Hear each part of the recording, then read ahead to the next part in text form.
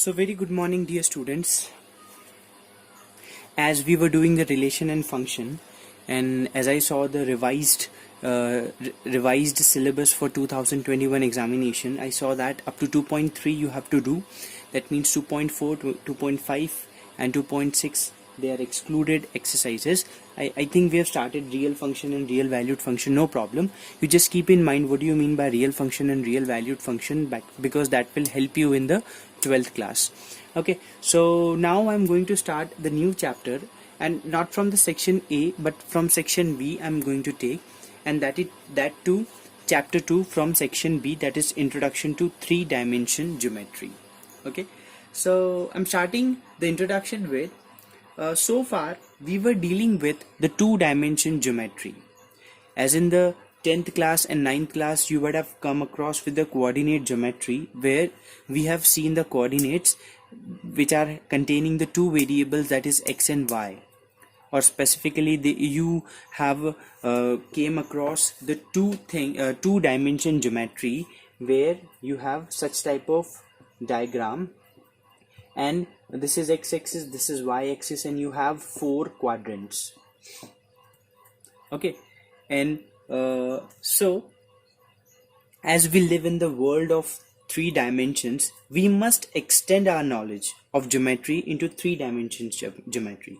So in this chapter we shall learn about the basic extension to the three dimensions, its concepts, and develop that what is the actual meaning of three-dimension geometry.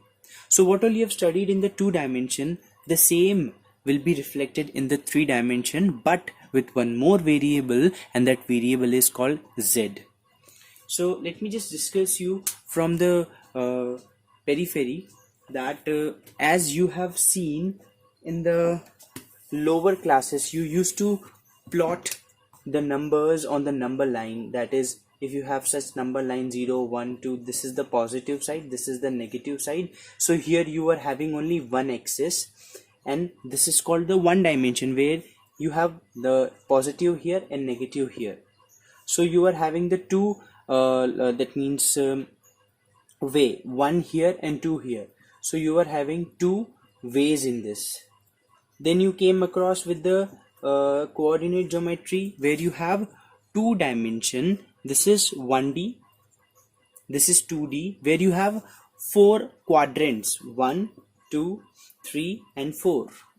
Now we will be dealing with the three. There are n dimensions. You will see in the higher studies when you'll go to college what do you mean by n dimensions, but we will be restricting to us with the three-dimension geometry.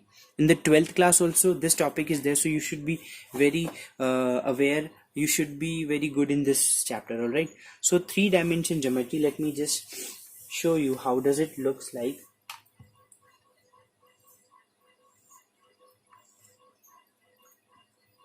This is the visualization of three-dimension geometry, where this is this is always called the origin. Okay, where all the three axes meet or intersect. Okay, this is called the x-axis, this is called the y-axis, and this is called the z-axis. So this is x-dash axis, this is y-dash axis, and this is x-dash axis. Okay, one more thing, x o x dash, z o z dash, y o y dash, y o y dash, all these three are mutually perpendicular in the direction. That means they all are mutually perpendicular to each other. The very best example is, if you are sitting in your room, just look into the corner right now. So if you are looking into the corner, you will see the three lines are going on. Like that means three lines are going. So as you can see that two lines are mutually perpendicular. If you can cross check it, just see on the corner. You take any two line among those three lines and you can see that they are mutually perpendicular to each other, isn't it? Okay, now so basic things you know about, like x-axis, y-axis, z-axis, and this is called the origin. Okay, and here it will be axis. Axis is the word which is used for the singular form, and axis is used for the plural form, which you know. Okay, and what all other things. Now here you have three planes. See, in three dimension, the things, the names, the concept, they are going to change. Now basically you have three planes. How this three plane? First of all, this plane, then this plane, and this plane. So this plane is called xy plane, this plane is called yz plane, and this plane is called xz plane. Again, just see the corner. You will see the first of all the floor and the two walls. If you consider any one as z axis, y axis, and x axis, so three planes are going, so those are called the planes. Okay, all right. Then now what are the coordinates of a point? Now how to understand that coordinates of the point? So I'm making a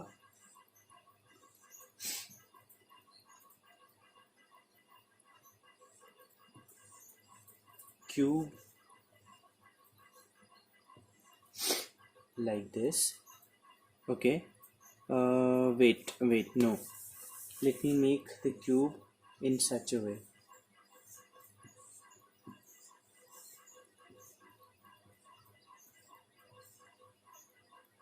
No, wait, I made the same, just wait. Yeah, now it is correct.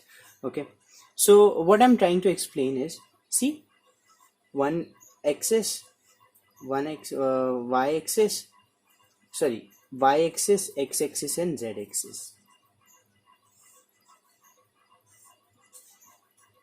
This is the origin. This is, let us consider x unit, this is y unit, and this has z unit. This is a cuboid we can consider, where it has three parameters: length, breadth, and height. Okay, so this is a three-dimension structure, we know. So how to locate the points now? If I tell you that what will be this point, so in this, x and z axes are absent, so the coordinates will be 0, y. Okay, let me just tell you how do we write coordinate axis. So the same as if we write for the two dimension x, y, so for the three dimension it will be x, y, and z. So for this coordinate it will be 0, y, 0. This coordinate will be x is 0, 0, and this will be 0, 0, z. Because here x and z are absent, here y and z are absent, and here x and y are absent. This will be 0, 0, 0 only. This point presents in all the, that means it is on the middle of all these three axes. So this we can consider x, y, and z. In this is the point which is present in the plane z and y. So the coordinate of this point will be 0, y, z. This point is present in the z xz plane, so x is 0, z. This will, the coordinates of this will be what? It will be x, y, and 0. So that is how we have given the coordinates to all the that means point. So this is how we visualize, this is how we see the points in the coordinate plane. I hope you have understood.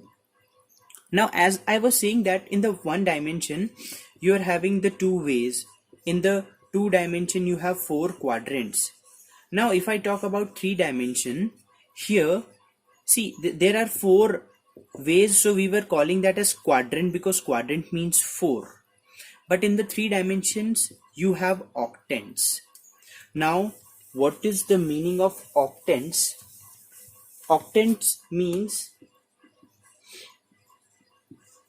the three coordinates plane divides the space into 8 parts. that is called the octant.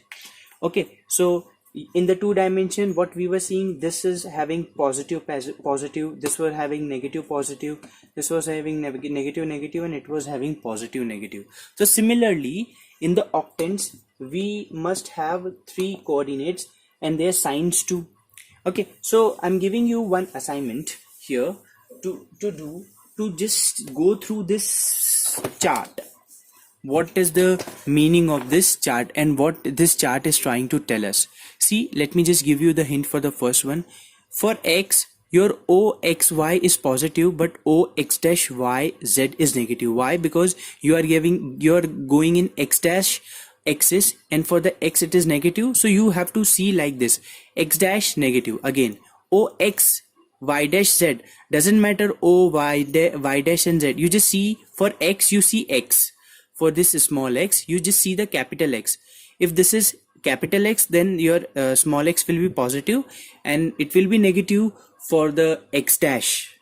Okay, so you just see the next one, oxy x dash, it is positive for x dash, again it became negative.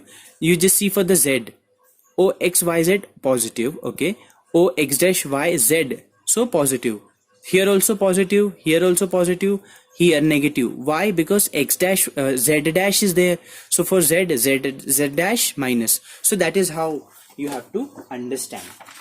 Okay, with this you have exercise 2.1. in this exercise nothing is there, just oral questions and objective type questions are there which you need to answer.